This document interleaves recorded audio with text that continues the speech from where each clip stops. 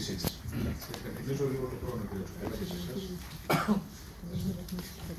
Να ευχαριστήσουμε για άλλη μια φορά σήμερα το ΙΜΕ, το Ινστιτούτο, τον Πρόεδρο, τους συντελεστές όλους, την Επιτροπή που έφτιαξε αυτό το τρομερό πόνημα που μας συγκεκριμένα και αναλυτικά μας το εξέτασαν το πρωί, και να πω και να ευχηθώ ότι αυτό εδώ, αυτή η ετήσια έκθεση που είδαμε σήμερα, σε περιληπτική ανάλυση από τους συντελεστές της, να αποτελέσει οδηγό και πιστό σύμβουλο στην κυβέρνηση και σε οποιαδήποτε κυβέρνηση ακολουθήσει μετά. Διότι είναι επακριβέστατη, αναλυτικότατη, σαφέστατη και μας φωτίζει τις αδυναμίες όλες της εθνικής μας οικονομίας. Ευχαριστώ λοιπόν εκ μέρους της Ελληνικής Λύσης και του Κυριάκου του Βελόπουλου τη σημερινή πρόσκληση και έχω να δηλώσω τα εξής. Η πράσινη μετάβαση είναι προνόμιο μιας χώρας, είναι προνόμιο ενός έθνους, είναι κατάκτηση. Η πράσινη λοιπόν μετάβαση υπάρχει και πρέπει να υπάρχει όταν έχουν λυθεί κύρια προβλήματα στην οικονομία μιας χώρας. Δεν μιλάμε ποτέ για ένα προνόμιο τόσο εύκολα, τόσο αναντήρητα, τόσο διεξοδικά, εάν δεν έχουμε διεξοδικά λύσει τα κύρια προβλήματα της οικονομίας. Εδώ καλούνται οι μικρές και οι μεσαίες επιχειρήσεις της χώρας να ζήσουν και να επιβιώσουν. Αυτή τη στιγμή οι μικρομεσαίες επιχειρήσεις της χώρας είναι οι οβαρείς ασθενείς, είναι βαριά ασθενούν. Ασθενούν γιατί είναι τέτοιο το πλαίσιο το νομικό που τις περιβάλλει και τις εξουθενώνει, που οδηγούνται μοιραία στο θάνατο, κατά πλειοψηφία. Ένα νούμερο το οποίο είναι 90% της οικονομίας μας, είναι η ραχοκοκαλιά της εθνικής μας οικονομίας, να οδηγηθεί ένας στους δύο στο θάνατο. Ποιο είναι αυτό το νομικό πλαίσιο? Πολύ απλά, αυτό που ζούμε και βιώνουμε όλοι μας καθημερινά, με απλά και όχι ξύλινα λόγια. Είναι μια φορολογία της τάξεως τουλάχιστον 24% για τις μικρομεσαίες, είναι η 100% προκαταβολή φόρου για την επόμενη χρονιά, είναι ο ΕΦΚΑ, είναι οι λογαριασμοί ρεύματος, οι οποίοι τρέμει ο μικρομεσαίος επιχειρηματίας να ανοίξει το φάκελο και να αντιμετωπίσει ένα έξοδο το οποίο λειτουργικό έξοδο καθίσταται πια όχι πονοκέφαλος, αλλά ένα δεύτερο ενίκιο στην πραγματικότητα για αυτόν, και μετά από όλα αυτά να καταφέρει να κάνει ταμείο για να ζήσει τον εαυτό του, την οικογένειά του και το μαγαζί του. Αυτό λοιπόν το νομικό πλαίσιο δεν βλέπουμε να αλλάζει. Συνεχίζει να είναι σε αυτή την μορφή και θα επιδεινωθεί κι άλλο όσο η χώρα μας είναι υπερχρεωμένη. Αναλυτές το πρωί εξήγησαν, που έφτιαξαν την έκθεση, ότι μία στις δύο επιχειρήσεις κλείνει μικρομεσαίες την τελευταία πενταετία. Πρόσεξα ιδιαίτερα τα όσα μας διηγήθηκαν και μας εξήγησαν για το πώς έχει η κατάσταση και διεθνώς και στην Ευρώπη. Πώς λοιπόν να υπάρχει τύχη στις εδώ επιχειρήσεις? Εάν δεν λύσουμε το βασικό πρόβλημα, το οποίο είναι στη χώρα μας η ενέργεια, το πρώτο και κύριο, το σπουδαιότερο. Γιατί? Η ενέργεια είναι αυτή η οποία δίνει σε μια χώρα την εθνική της ανεξαρτησία, η εξοικονόμηση ενέργειας, και μετά την εθνική της ασφάλεια. Αυτή τη στιγμή η ενέργεια στη χώρα, η χώρα είναι ενεργειακά εξαρτώμενη κατά ένα 80% από εισαγωγές. Σε αντίθεση με την Ευρωπαϊκή Ένωση, που είναι εξαρτώμενη ενεργειακά 54%.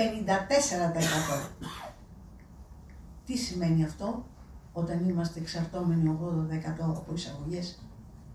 Πού μπορεί να βγει αυτό? πού θα οδηγηθεί αν δεν οδηγηθεί στο βέβαιο θάνατο των μικρομεσαίων επιχειρήσεων? Και δεν συζητώ για τους πολίτες. Ασφαλώς οι μικρομεσαίες επιχειρήσεις είναι οι πολίτες αυτής της χώρας. Είμαστε όλοι αυτοαπασχολούμενοι. Είναι οι βιοτέχνες, είναι οι έμποροι, είναι οι ιδιώτες, είναι οι επαγγελματίες, είναι όλοι μαζί. Εμείς είμαστε η ραχοκοκαλιά. Οι πρώτες ύλες, πανάκριβες στον ουρανό. Πώς θα βγουν πέρα εκεί οι βιομηχανίες, πώς θα βγουν πέρα μετά? Είναι μια αλυσίδα η οικονομία. Ο μικρομεσαίος εξαρτάται και είναι απόλυτα συνδεδεμένος με την παραγωγή μιας χώρας και απόλυτα συνδεδεμένος και με τη βιομηχανία μιας χώρας. Είναι ο ενδιάμεσος κρίκος που αν σβήσει, θα σβήσουν και οι λοιποί. Πρέπει λοιπόν, επισημαίνουμε για άλλη μια φορά η ελληνική λύση, την παθογένεια σε υπέρτατο βαθμό της οικονομίας της χώρας μας και εξαιτίας των πολιτικών που άσκησε η κυβέρνηση αυτή και οι προηγούμενοι και οι πιο προηγούμενες την τελευταία 20ετία. Εδώ τα καρτέλ χτυπάνε τον Έλληνα πολίτη, τα καρτέλ της ενέργειας έχουν καταντήσει ο εφιάλτης της ημέρας. Να αντιμετωπίσεις τη βενζίνη σου, το έξοδο της βενζίνης, να αντιμετωπίσεις το ρεύμα στο μαγαζί, να αντιμετωπίσεις η Ομοσπονδία, παράδειγμα, άσε που ο ταμερισμός της ενέργειας και το κόστος, το πόσο ενεργοβόρα είναι μια επιχείρηση, είναι άνισα επιδρά. Εδώ η Ομοσπονδία Αρτοποιών Ελλάδος διαμαρτύρεται ότι καταναλώνουμε ρεύμα, αλλά οι λογαριασμοί που έχουμε να αντιμετωπίσουμε είναι το 30% μόνον ο λογαριασμός της ενέργειας, το 30% των συνολικών μας εισπράξεων. Δηλαδή τι θα γίνει, θα κλείσουν οι φουρνοί?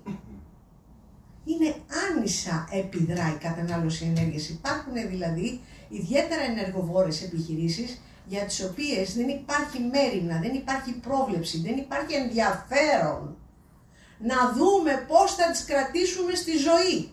Γιατί είναι ανάγκη να είναι στη ζωή, γιατί είναι κοινωνική αναγκαιότητα να υπάρχουν. Τα μικρά σούπερ μάρκετς, τα κρεοπολία, με τα ψυγεία, με το φωτισμό, με όλα αυτά τα καθημερινά προβλήματα στενάζουν. Η ελληνική λύση τα έχει τονίσει επανειλημμένα για στόματος του Προέδρου της, του κ. Βελόπουλου, και έχει πει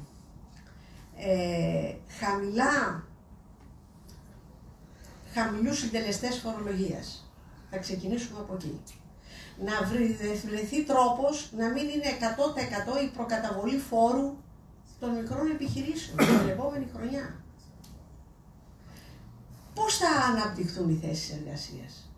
Πώς θα πληρωθούν όλα αυτά τα έξοδα με αυτό το μοντέλο φόρων? Το σίγουρο είναι ότι η πράσινη μετάβαση συνδέεται με υψηλό κόστος και απουσιάζουν οι στοχευμένες επενδύσεις που θα επέτρεπαν στις μικρές επιχειρήσεις να ανταπεξέλθουν στην πρόκληση της κλιματικής αλλαγής. Υπάρχουν μηχανισμοί στήριξης που παραμένουν αναποτελεσματικοί για τις μικρομεσαίες επιχειρήσεις, ενώ αυτοί οι μηχανισμοί υπάρχουν μόνο για τις μεγάλες. Τι δείχνει αυτό? Τι θέλει να μας πει εδώ ο ποιητής? Στην εισήγηση των αναλυτών το πρωί έφτιαξαν την ετήσια συνέλευση, ακούσαμε όλοι ότι το ποσοστό αυτοαπασχολούμενων στην Ευρωπαϊκή Ένωση είναι ένα 12% και το αντίστοιχο εδώ στην Ελλάδα είναι 27%.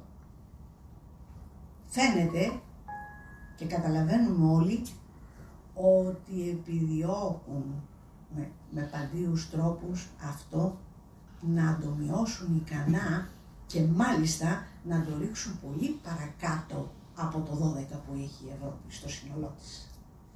Ενοχλεί που η Ελλάδα έχει αυτοαπασχολούμενους 27%. Δεν αρέσει καθόλου. Γιατί θέλουν μάζες πολιτών Ευρωπαίων προς απόλυτο έλεγχό τους.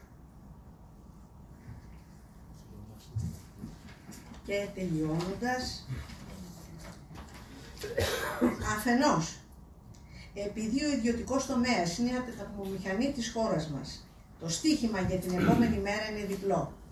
Αφενός η πολιτεία να στηρίξει τις επιχειρήσεις με άμεσα μέτρα, αφετέρου να επιταχύνει τη μετάβαση σε πιο βιώσιμο και ανταγωνιστικό μοντέλο, γιατί κάθε λουκέτο και ειδικά από το ρεύμα και επιμένω από την ενέργεια σημαίνει χαμένες θέσεις εργασίας, χαμένη παραγωγή, χαμένο μέλλον για την οικονομία. Αυτό πρέπει να το λύσουμε άμεσα. Και το φυσικό αέριο και το πετρέλαιο το κάνει εισαγωγή η χώρα. Μετά την υποτίμηση του λιγνίτη που είχαμε. Ναι, χρειάζεται. Το περιβάλλον μας είναι αναγκαίο, είναι το σπίτι μας, είναι η χώρα μας.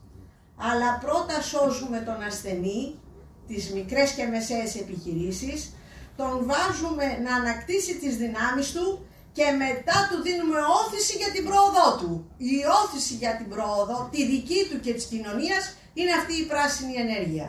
Ανακυκλώσιμες μορφές, από ανανεώσιμες πηγές, συν την κυκλική οικονομία.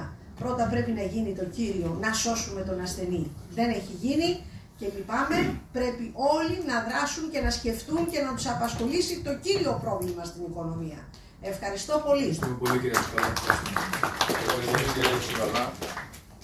Επιτρέψτε μου Μάλιστα. ένα αναμνηστικό για τη συμμετοχή σας. Να είστε καλά, ευχαριστώ πολύ. ιδιαίτερα εσάς και όλους τους συντελεστές. Να είστε καλά. Λοιπόν, μας κάνει την τιμή να βρίσκεται σήμερα μαζί μας ο πρόεδρος της Νέας Αριστεράς, ο κ. Αλέξης Χαρίτσης, τον οποίο καλώ στο βήμα.